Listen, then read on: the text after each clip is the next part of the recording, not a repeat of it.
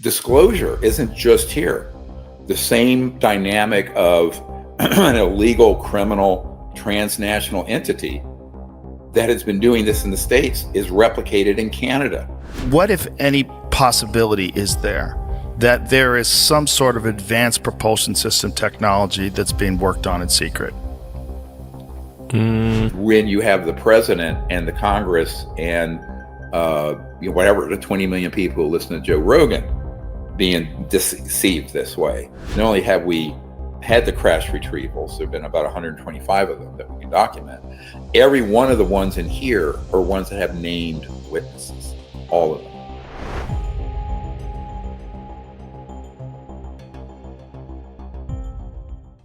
In the middle of several weeks of traveling and being on half a dozen major podcasts and shows, you've all seen we did the executive order recommendations for the president, which has been reviewed by them.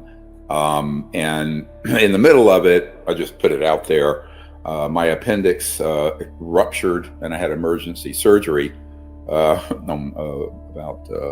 March 5th.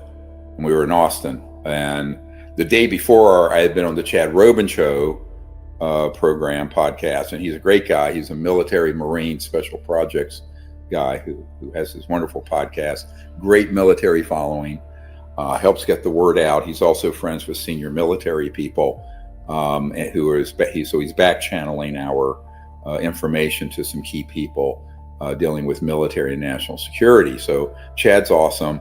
I went from there in North Houston to Austin, and I was on, when I got there, I had to go straight to the ER. So I knew the drill. Luckily, I had a family member who knew, had a friend whose husband is a doctor in Austin, and I knew I was having a rupturing appendix. So after we got it all imaged, I went straight up to surgery on Wednesday, March 5th, the night, and had emergency surgery, and it had perforated. It was very dangerous, could have killed me. And went home back to the hotel where we were staying, checked in, and then the next day got myself up and walked around a mile and a half or so in Austin, and then went and was on the Jesse Michaels program, which will come out pretty soon. And then the day after that was on, there's a conservative host named Alex Jones who has always wanted me in studio, so I went to his. Now, these podcasters didn't know I was just out of emergency surgery, but you know, I just sort of push on. People who know me go, "Oh my God, you gotta be kidding!" But it was pretty bad. Right before that, Khloe Kardashian, who had me on her show, and it came out that week also. And then I had been also on GJ Vlad TV, and in studio with him. It was a lot of fun. But one of the things that's happened I want to address, and I know people new to this subject, and we live in a hyper-partisan era, have said kind of, well, why were you on Chloe's show? Because she's a liberal. Or why were you on this show? Because they're conservative. I'm going, this is the Global Disclosure Project. So let me tell everyone right now, and just lance this boil. The policy for 35 years has been, this issue transcends not just partisan politics and a little 4.5% of the world population known as the United States of America. It transcends it globally. And so the project has always been forward and outward looking to 8 billion people on planet Earth, what they need to know and what they need to understand to help us get to a new era and transform the current state to another one. If you look at what I wrote and said during the Clinton years, I made it very clear this has to be nonpartisan. I was not part of a political machine when I was briefing the CIA director for Bill Clinton, who obviously was a Democrat. And same thing when I was providing information to people in the first Trump administration or now, or when I was providing material straight to President Obama through his inner circle, etc. Now, the same thing is true of Congress.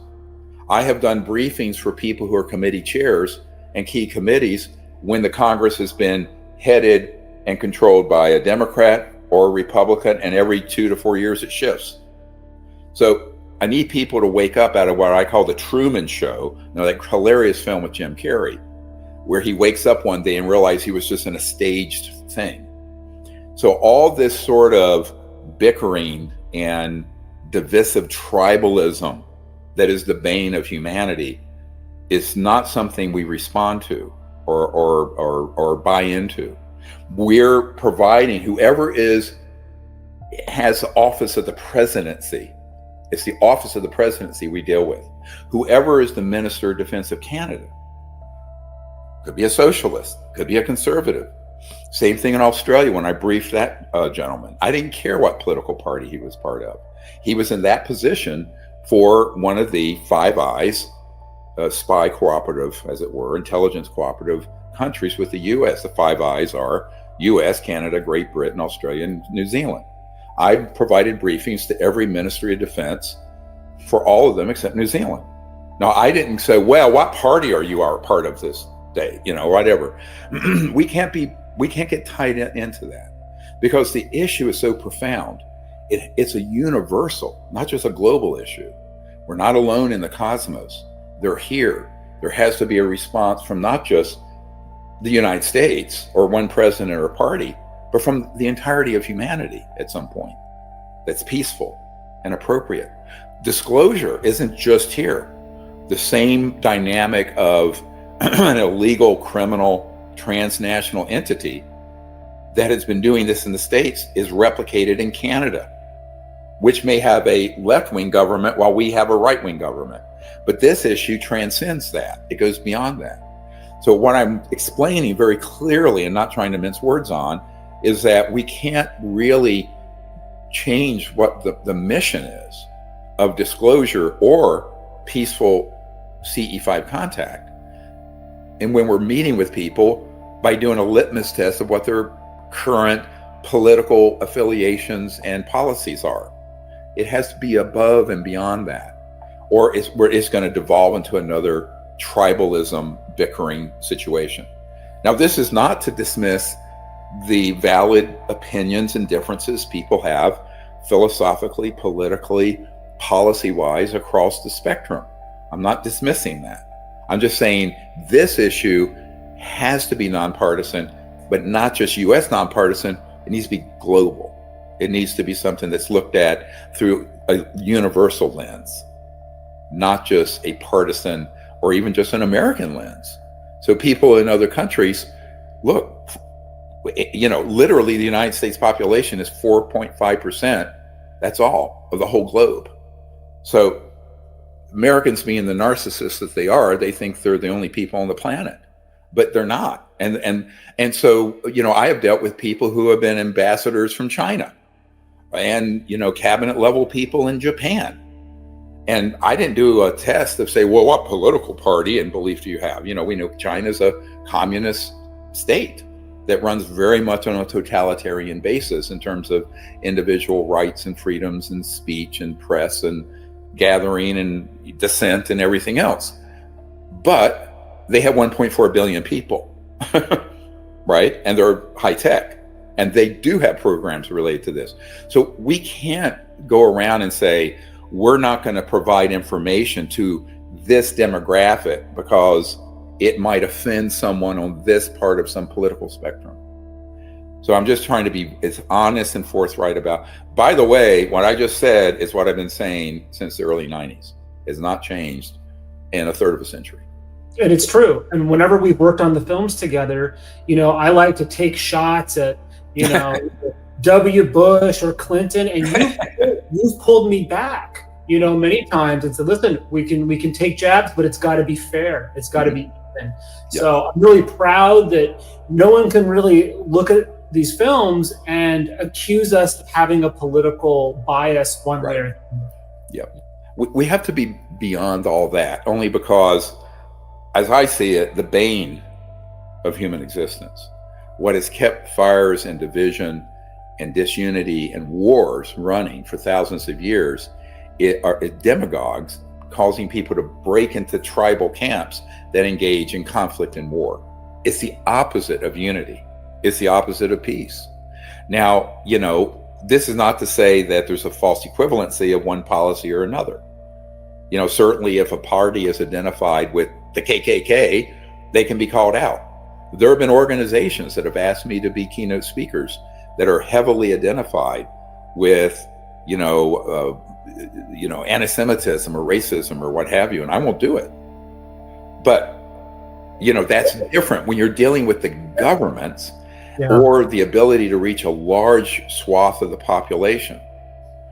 Doctor, your message is all about, at its core, transcending speciesism between us and these advanced civilizations. And in my mind, if you can transcend speciesism and xenophobia with ETs, you've already transcended racism, misogyny, etc. So I'm surprised that you've got racist organizations who want to have you as a keynote speaker. I have.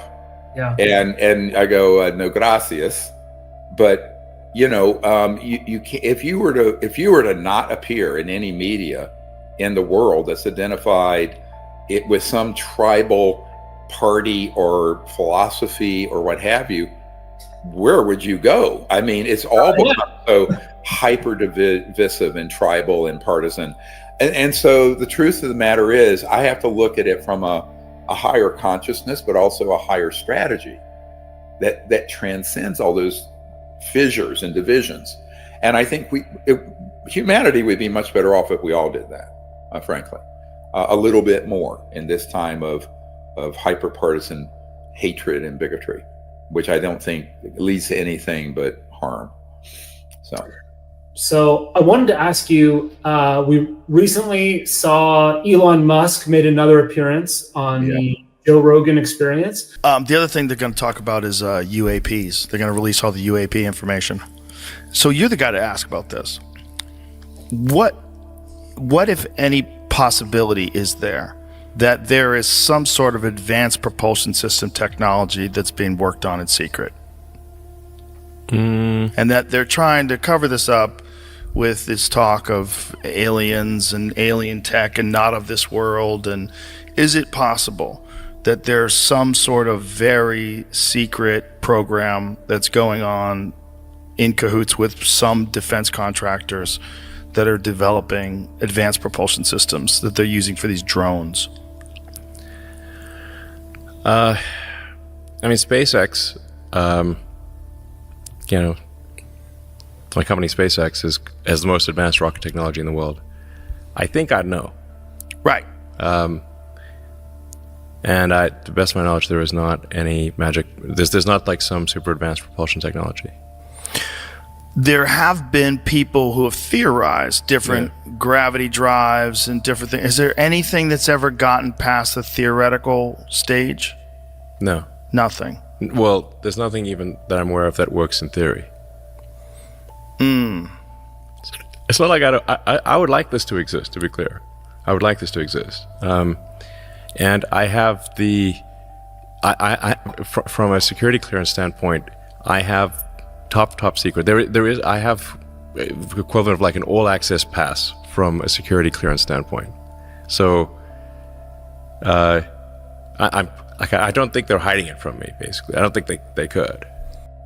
And by the way, he's made similar statements about ETs and UFOs in the past, which wasn't that important because he was a private businessman, and he wouldn't have any more knowledge than Joe Blow on the street, quite frankly, unless he'd studied the matter. But now that he has a key advisory capacity for the U.S. government, I think it takes on a different set of problems. So number one, let me go on the record. I do not know Mr. Musk personally at all. Never met him, never briefed him. I'm happy to do so. If anyone listening is friends with him, I'd be happy to do even off the record, in-depth briefing and provide all the evidence and materials we have for him. Number two, what he said was completely false. And the key part of what he said that was a problem is that he had a, quote, all access pass through Lockheed and Northrop Grumman, and they don't have anything more advanced than his Falcon Heavy SpaceX rocket, which is absolutely not true, 100% provably not true. I mean, one of the men on our team who's come forward recently managed the pilots out of Edwards Air Force Base who flew the man-made UFOs out of both Northrop and Lockheed from the test ranges that are out in the Mojave Desert. So excuse me, this is not something that is, true. Now the problem is, if he doesn't know, which I've had people say there's no way he can't know. But remember, I have done briefings for CI directors and senior people in the Senate Intelligence, Armed Services, House Oversight, who absolutely everyone would say, and also admirals and generals at the Pentagon, including 2 directors of the Defense Intelligence Agency, the biggest military intelligence entity for the U.S. military. None of them were read in. So the problem is, a lot of people are happy to believe, that false PR, that there's nothing to see here. They don't want you to look behind the curtain and see the Wizard of Oz pulling all these strings, right? And the strings they're pulling are the false alien events perpetrated by the use of these advanced technologies, alien reproduction vehicles, whatever you want to call them, that are man-made electromagnetic anti-gravity craft that have been used in abductions and mutilations and false flag operations since the late 1950s. Now, I will tell you that little bit of intelligence that we humans have, that technology, is a way bigger secret than the fact that there are ETs, non-human intelligence and craft. Why? Because if the president and the national military and national security folks believe what Elon said was true, then it opens the door that all the false flag frightening things that have happened are, by conclusion, alien, which that opens the door to the alien threat, and that opens the door to disclosure happening within that false narrative that leads straight to World War III and an extinction level event for the human species. This is very consequential, which is why I know there are going to be people unhappy that I'm addressing this, who are partisans, but you cannot let a falsehood like that rest. Now, if he misspoke, then he needs to then retract it after he's read in. If he's deceiving the public and by extension the president, Houston, we have a problem, a very big problem that has to be addressed, because it could lead to a catastrophic series of conclusions by people not read in at the level of the president and the new national security team, where they're going to look at all the evidence that's being gathered through false narrative operatives, let's say, like Gary Nolan at Stanford, who has a contract with the CIA to prove brain and head traumatic brain injuries from UAPs. Well, they fail to mention that all the cases that are being sent to him are the man-made cases, right? The radiation case that was in that piece with Jake Barber. And after this particular mission, me and everyone on my team got extremely sick, like physically ill in the hospital. Within weeks after this, I lost every hair on my body, and I also lost the skin on my arms. So the skin's actually falling off your body? Yeah, like not just falling off, like it was lopping off within a couple of days, like a severe sunburn. I ended up developing a severe heart murmur that I'd never had before. Last year, I introduced Jake to Stanford immunology professor Gary Nolan. He's been studying anomalous injuries among US military personnel for years at the behest of the CIA. Nolan agreed to review decades of Jake's medical records. The report reads like a bit of a horror show, to be quite honest. To me, what the first thing that came to mind was you were exposed to some kind of radiation. That was a man-made nuclear device that he was picking up. Now, he wasn't read into that. I have been read into it. Colonel Heckert, who was at our National Press Club event in June of 2023, was read into those and was on a retrieval operation when one went bad up in Canada. He told us all about it. So the problem is that a little knowledge on this gets you into a lot of trouble. So it could be that Mr. Musk is not read in, but if he does know and he's misleading, the public, but also with his shoulder-to-shoulder access to the president and the national security team, this key bit of information, that's a problem. Because remember, the reason in 2017, 18, 19, I started putting up the alarm around Luis Elizondo and others. They were saying a couple of things that are provably false. One, there's an alien threat. Well, we know from Werner von Braun, who invented the rocket for Adolf Hitler, that was always the plan hatched in the 50s, around 1953, 54, to try to eventually move the subject to disclosure, but under a false narrative, so that they could control the world through a militaristic fear, something much worse than COVID or 9/11, and stampede people into terror, okay? And then control people through fear, through this alien threat. And so that scheme, that sort of deception and false flag, people say, when is Blue Beam? I said, dude, they started Blue Beam back in the late 50s, right? They had the assets, they had operational anti-gravs. They first used people made up to look like aliens when they weren't. Later they had the robotics, and now they have bio-nano machines, creatures that are part biological and part machine that have been doing this.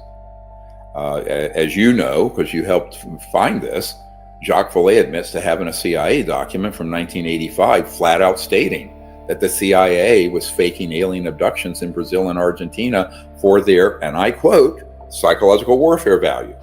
Well, that's the same thing that was written and signed by the CIA director in 1953, General Smith, who was the CIA director then, when he said the UFO subject had great value for its, and I'm quoting from the document, it's in our archive, its psychological warfare value. So it's a giant psyop. The crown jewel of the psyop and the deception is the use of these advanced technologies that we've reverse engineered and developed since way back, that are now operational, that would fool everyone that it's an alien or non-human intelligence craft or being, when it isn't. So that is, see, this is where I talk about basically what we're doing is pulling the curtain back on the Wizard of Oz, and behind that curtain is a bunch of crudmudgeons pulling levers, scaring the hell out of Dorothy and the Scarecrow. When in reality, that people are thinking it's all alien when it isn't. So if the president, it's one thing for ufology to think this. It's a very dangerous thing when this is on a fast track to disclosure this year and next. When you have the president and the Congress and whatever, the 20 million people who listen to Joe Rogan being deceived this way. So this is something that needs to get resolved. People say I'm a little too strong and confrontational about it, but I think people understood what was at stake here. They would realize that this is a 5-alarm fire when you have someone with that kind of access. And frankly, in space matters, in terms of how the current administration views him, the top of the pyramid for space, saying we don't have anything like this, that all these false events and all these false narratives have to be, all of them, alien, because we don't have that ability to fly these objects like that and elude radar and go at 300,000 miles per hour and make a right-hand turn. Sorry, folks, we do. And guess what? That is one of the things that just came out, and we now can do it hardcover and softcover, is this. So this just came out, and it's illustrated history. It has 230 pages of not only crash retrievals, but new cases we have. And you can get it through our store and our website in a softer hardcover or ebook. If you don't want to buy a physical copy, there's an ebook version. And the reason that's so important, it pretty much puts the rest, that not only have we had the crash retrievals, there have been about 125 of them that we can document. Every one of the ones in here are ones that have named witnesses, all of them. Now, there are a few that are new ones that are whistleblowers who are just by initial, because we wanted to they did not want to be known publicly. And so we said, okay, we're going to mask your full name until you're ready to come public. But you know who they are and you vouch for their credibility? Oh, yeah. I've spent a lot of time with them, know them. Some of them we have brought over to Senate Intelligence and Armed Services and to the Pentagon Aero Office. Some haven't, because like one of them was about to go. You look at the incident with the crash retrieval up in the northern Nevada test range, and we can open it to that and show people. TE, he was on his way. We were getting his tickets, and a van pulled up, SUV black pulled up, said, "Look at your phone," and they had put child pornography all over his computer and phone, and said, "We're going to put you in prison for the rest of your life." And he had 2 young boys. They said, "You'll never see your children again." So his wife stopped him from coming and giving official testimony. He was prepared to come forward, but the dirty tricks by these thugs and criminals stopped him. But yeah, we know who he is. He's a great guy. But this is one of the problems that my beef with the law enforcement in the United States is that kind of witness intimidation and false entrapment are multiple felonies. And why are these people not being investigated and arrested? This is what I don't get. We'll talk about this in a little while, what we're trying to do to resolve that problem. Great. And you've also just published the presidential briefing book. I don't know if you have it there. I've never done that until now. This is finally available. Yeah. So this is it. I don't know if you can see it. Yeah. It's in a hard copy and soft, and is it now ebook also? So it's ebook also. So you can get it. Now these are being done sort of print on demand, so they're not particularly inexpensive, but it's the best we could do to get it out. But I'll tell, excuse me, that is redacted of sensitive names and some information, tactical information, that an executive order following up with let's say a tactical team to go to these illegal black sites. So I think there are 150 some that are outlined in the book. And we know where they are, and they're on a map, you can see them. But there's tactical information about how you would go in there and get them under control, what technologies you need to use. That has been redacted because it'd be sensitive operational information. And certain names, some people's names who do not want to be identified have been, notified to the president, his inner circle, and senior law enforcement. They have not been disclosed publicly because they've been asking not to be, and so, we honor that. Although sometimes we'll have someone hack into something and cause trouble by leaking a name. That just happened last week. But generally speaking, we don't do it. We try to honor everyone's request. If you enjoyed this video, make sure to check out the next one right here on the Best of Dr. Stephen Greer.